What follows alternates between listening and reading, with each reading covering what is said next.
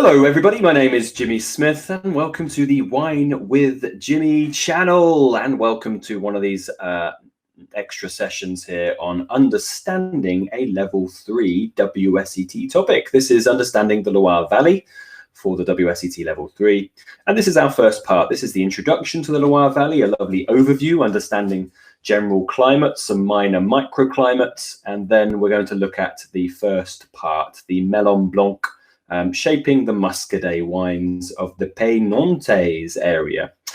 So this is a very useful session. We'll go through a working written question as ever at the end of the session.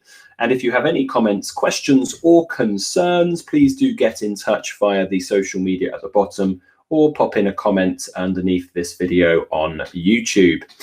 This one will be a free video. The next couple of parts for the Loire Valley, that's parts 2 and 3, are available only on the Wine with Jimmy e-learning portal, which you can go and subscribe to for access to exclusive member content, more multiple choice questions, revision sessions, flashcards, and so on. There's over now 10 hours of content, extra members content there. Part 4, Central Vineyards, is already live, so that's you can view as well on the Central Vineyards and Sauvignon Blanc. Okay, that is Chateau Chambourg, one of the most beautiful and striking castles of the Loire Valley. And remember, there are so many of these gorgeous castles that litter the Loire Valley, the Loire River, and the region. There are over 300 in the central area, which is all considered a UNESCO World Heritage Site. It is rather splendid and beautiful. Okay, so let's get rocking and rolling. Let's go to our first slide. So we're going to go and do a brilliant, wonderful overview of the Loire Valley here, so you can get a good idea of this area. So we've got this annotated map, which I have split into the 4 classic sections of the Loire River. The Loire is actually France's longest river. It goes for 1,012 kilometers, starting its life off in the Rhône department in the south-central France, as it meanders its way from higher altitude down towards Nevers to Orléans, and then turns towards the Atlantic here. We're looking at this lower part of the Loire, which pretty much incorporates near Orléans, the Central Vineyards here, Touraine, one of the largest expressions here, Anjou-Saumur, and then finally the Pays Nantais, which is the area we'll be focusing on exclusively on this part. So we split it into those 4 zones. That's classic Loire Valley structure. You'll notice that I've also identified an outcrop of some hills here called the Morges Hills. The Morges Hills are important because they do create a very specific microclimate within the Anjou-Saumur area.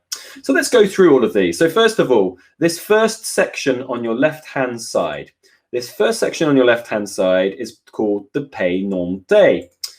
So let's underline that because we can. Here we go. So just down here, it says Pays Nantais. You won't need to know all of these little annotated bits. I'm going to go through what you need later. It's really only a small section that you'll need to understand for the WSET level 3. But here, because it's next to the Atlantic, we call this a maritime climate, and it's cool. All of the Loire Valley you would consider cool. So the average growing temperature during the growing season is below 16.5 degrees Celsius normally. So cool maritime in this area around the city of Nantes, and that is your Muscadet zone. As we go to the next section, this is the area called Anjou-Saumur, and then also Touraine. Anjou-Saumur and Touraine are both cool again. They're all cooled across the Loire Valley, but you would say it's cool maritime in some parts and mainly in Anjou-Saumur, and then cool continental as it heads towards Touraine, as you're heading more inland towards central France. But you'll notice here that I've put some little, a little bit of wording below that giant blue arrow. So here I've identified for you that you have a warmer and drier zone in the Anjou-Saumur and then you have the cooler and wetter in terrain. Now, this seems immediately counterintuitive because you think, well, Anjou-Saumur is closer to the sea, so surely it has more rain. Due to the rain shadow effect of the Morges Hills, it actually keeps it protected. So the area of Anjou tends to be a little bit drier due to that protection of those hills, and just a little smidgen warmer. The soils here are also darker. You have this kind of dark and blacker schistous soils. And that tends to add to a bit more warmth to this area as well. So it's interesting. Now, if you go across to this large expanse here, which we know as terrain, whereas it's buffered Anjou-Saumur, along the Loire here, you'll start to get a bit more rainfall in this zone. So it's a bit more cooler and a bit more wetter. Really, hence why, for the most part, a lot of the wines of terrain tend to be a little bit more simpler and a little bit lighter. Certainly the terrain yellow area there, the AOC of terrain. And then the top one is on the right-hand side here, cool continental. This one is for the central vineyards, which is Sancerre, Puy-Fumé, and Menetou-Salon for the level 3 certificate. So purely continental, but still quite cool and can still have some rainfall in that zone. Okay, now we're going to talk about the major grape varieties across these areas. What we will talk about later is Melon Blanc. It's a grape variety that really does exist quite well in this cool area affected by the rainfall. It's frost resistant. So Melon Blanc is the grape variety of the Pays Nantais.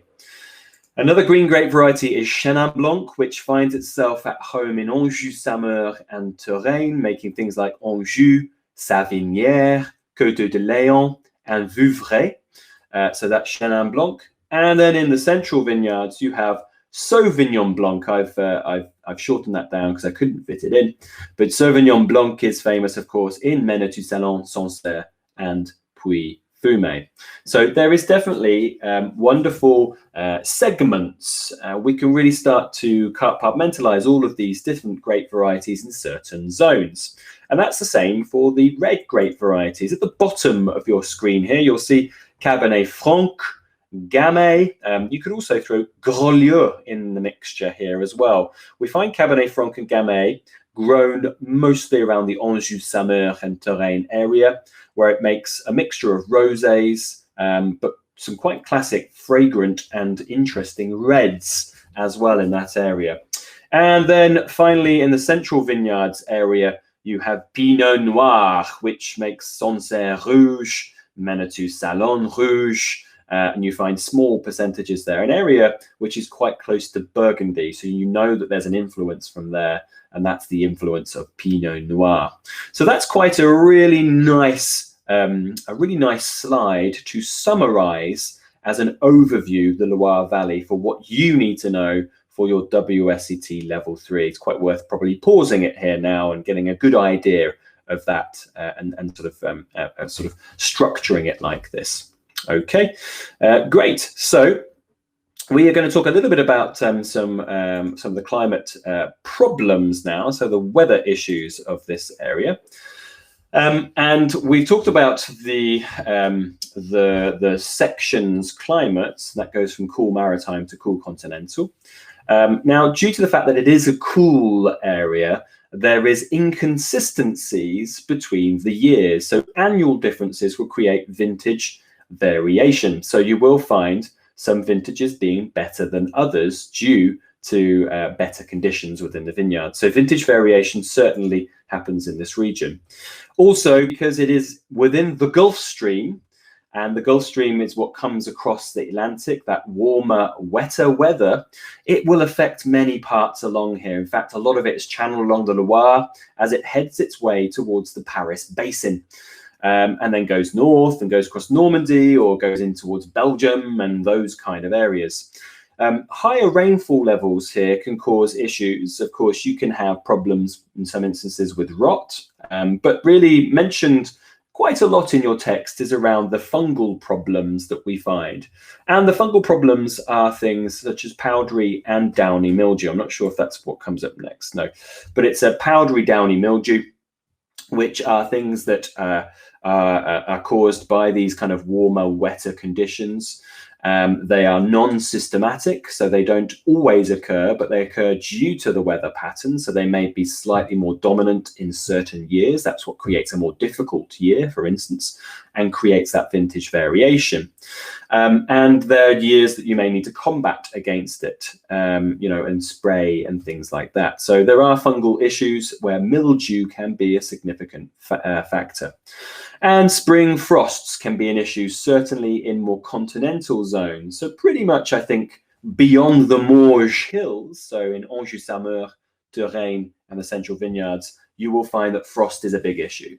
I think frost is less of an issue in Muscadet due to the wonderful aeration that comes across from the Atlantic, but and also Melon Blanc is quite resistant. It buds later.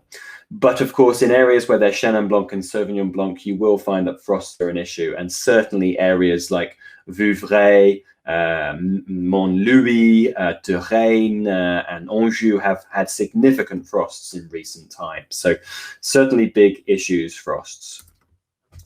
The best sites then to really maximize the capability of the landscape would be on your mid slopes with mainly a southerly aspect and close to water, close to the heat that is trapped in the rivers, but also the warmth and the reflection from the river as well. Now, the Loire is our big river here, but there are many other tributaries that run into the Loire. You have things like the Léon. You have things like the Loire. There is another river called the Loire without an E on the end that runs into it at Angers. And all of these add more capability of warmth because they've got that water which absorbs the warmth during late autumn and elongates the year, enabling more warmer and longer conditions in the vineyard. The mid-slopes are important because of drainage. Of course, it's rainy here, so the mid-slopes are good at drainage, but they don't drain everything. So it's good at keeping a bit of the water. And southerly aspect is good for more solar radiation. It's better to ripen your grapes, of course, with a southerly aspect in these very cold zones. Okay, so they're your best sites. The specific area that we will focus on before doing some questions is the Pays Nantais. And this is on our westerly side.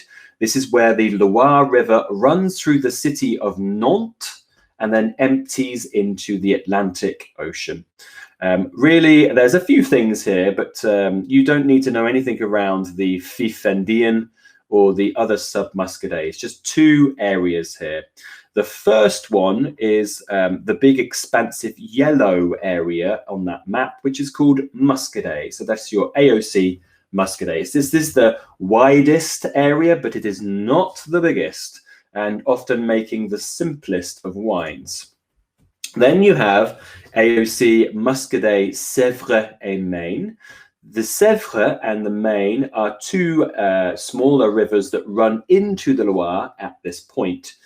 So that green area on the map is where those two rivers run into the Loire, and that's where this subzone is. It actually makes 75% of the whole of Muscadet's production. So it doesn't look like it on the map, but there's quite a concentration and quite high density plantation here. So therefore producing the biggest, but interestingly, some of the best. So often biggest often doesn't mean best in wine production, but it does in this instance.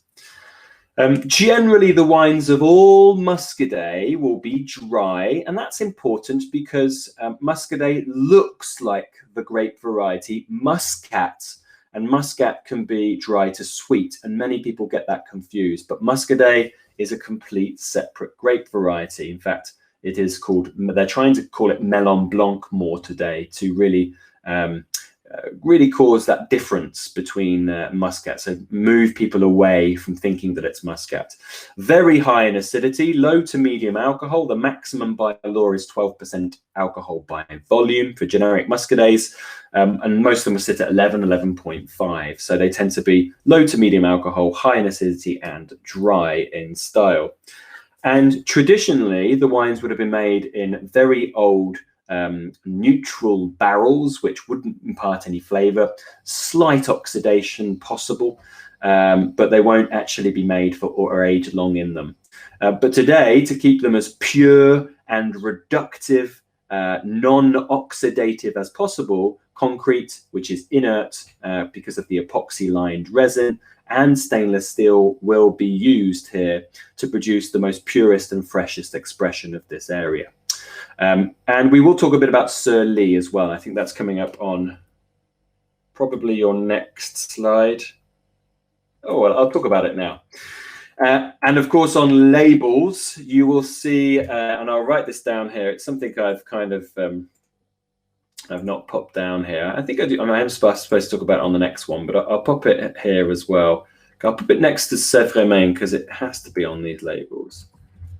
Okay. And this is something, Sur Lie, which is very useful for you to watch the Lees Ageing video that we have on the YouTube channel, which goes into this in greater detail. But Sur Lie means on the lees. The lees are the spent dead yeast cells. And once that fermentation has complete, then the yeast forms the sediment. You can immediately separate from the sediment if you wish, but you can keep it in contact with the lees. There are 3 reasons why you possibly would want to do this lees aging. One is to create a counterpoint to the high acidity, so create some balance. Number 2 is to create some texture, because manoproteins are given off from the yeast into the wine, and it adds more roundness and texture. And 3 is for flavor and aroma. That is biscuit, bread, toasty sort of characteristics. Point 3 normally only happens with extensive amounts of lees contact. Here with Muscadet, Sèvre and Maine, this is just the winter on its lees, November to March time. So this is really to mitigate acidity and potentially give some texture, although it's not often that great. The grape variety is Melon Blanc. As I mentioned, you would be fine in saying that this is Muscadet. Muscadet is made from the Muscadet grape, but they are trying to get people to call it Melon Blanc. Its full name actually is Melon de Bourgogne, and that's because it hails from Burgundy originally. They're trying not to call it Melon de Bourgogne because that offers confusion, of course, of Burgundy. We're not in Burgundy here. And they're trying not to call it Muscadet because it has connotations that it's a Muscat grape variety. So they're calling it Melon Blanc, the white melon variety. It's a very early ripening variety, which is perfect in a cool climate like this. And it's late budding and frost resistant. So it means it doesn't really run too much of a risk of frost. It has characteristics that are normally quite subtle green fruits, so things like green apple and pear, but you will find citrus notes like lemon. I often find little hints of white flowers, maybe elderflower, which is in that picture, or jasmine, and a little bit of fennel. I find that little hint of green aniseed. I quite like the fact that it has very high acids, so you often find a briny minerality behind it due to the intensity of its acidities as well. Okay, so that's Melon Blanc. Now let's go through some questions and then that will wrap us up for this session. So this is on the Loire Valley. Name a risk associated with weather in the Loire Valley and describe why it is a problem in the vineyard. The number 1 risk they want you to really think about here is rainfall due to the Gulf Stream. Okay, so rainfall is a problem as it can cause fungal diseases. So it can cause problems with fungal diseases. So that will get you a mark, such as powdery and downy mildew, another mark, and that can affect the green parts of the vine, including the grapes, another mark, because we're talking about why it's a problem.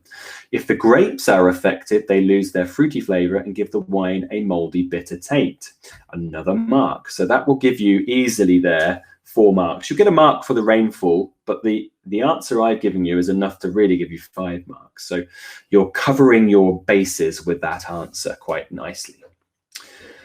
You've got a label here of a Muscadet, Sèvre and Maine, Sur Lie, named the grape variety or grape varieties in this wine. This, of course, is, you would be fine saying Muscadet, you'll be fine saying Melon Blanc or Melon de Bourgogne.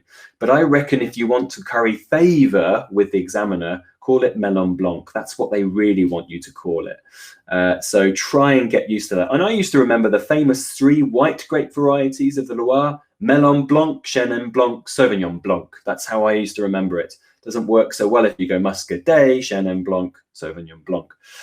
So Melon Blanc is the best one, I think, to go for. What is the climate of the region where this wine is produced? So we are, of course, on the estuary of the Loire River as it meets the Atlantic around the city of Nantes. So we are looking here for 2 marks. We are looking at saying cool, that's 1 mark. Maritime is your 2nd mark. So a warmth indicator, cool, and then a macroclimate, which is maritime. And that will get you your marks. Okay. Name 2 reasons why this grape variety is well suited to the region. 2 marks here. So it ripens early and it is frost resistant due to later budding. Ripening early because it generally isn't the longest of seasons because it's quite cool, and frost resistance is not the most important because there is really good airflow here. And there are some early spring frosts, but they are not as dominant as in areas around Anjou and Touraine, as they are less airflow affected, those areas. Describe what this wine is likely to taste like. And often you will find that we talk about these examination questions with factors influencing style. We've been talking a lot about factors and climate and weather, so let's talk about the style now. And for 5 marks, this wine will be dry, that's 1 mark. High in acidity, 2 marks. With low to medium alcohol, 3 marks. With subtle green flavours, 4 marks. As the wine has spent the winter on the lees, it may have more roundness and texture, 5 marks. That will get you your 5 marks there. You have identified the wine as a Muscadet, and then you've identified the terminology Sur Lie in your answer. So hopefully that is quite clear to you. Excellent. So that finishes the Loire Valley session part 1. I hope you've enjoyed that annotation of those maps, and I hope it's been nice and clear and very distinct for you so you can understand and comprehend. Remember, these are all about understanding to give you confidence to answer questions with the level 3 certificate and examination. So my name's been Jimmy Smith. Next time you are in London, please come and look us up. Come for a glass, a class, or a bottle. I've got it mixed up that time around. I wasn't really thinking about it. Should really say a class, a glass, or a bottle. But please do come and see us. We have our 2 wine schools, a wine bar, and take care of yourselves. Happy revision, happy studying. See you soon. Goodbye.